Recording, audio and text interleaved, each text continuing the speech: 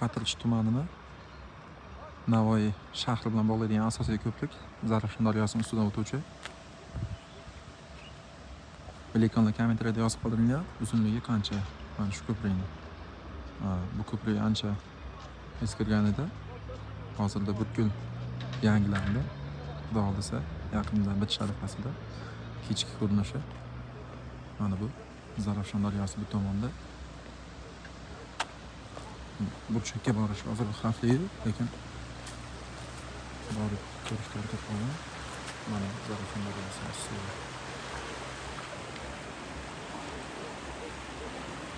Oq daryo, qora daryo bu yoqda qo'shilib bitta Zarafshon daryosini hosil qilyapti. Xatirchi tumani markazida ikkita daryo bor, Oq daryo, qora daryo, ikkita ko'prik bor. Bu yerda birlashib bitta Zarafshon daryosini hosil qiladi. Bu yog'i Xatirchi tumanidan kelish, Xatirchi tumanidan chiqib ketish. Qizig'i bu chegara hisoblanadi. Ko'prikning narigi tomoni Xatirchi tumani Navoiy viloyatiga qarashli.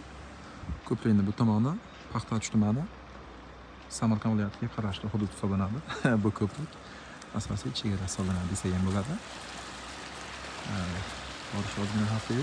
Bu tomoni yana ko'prigi tartibda.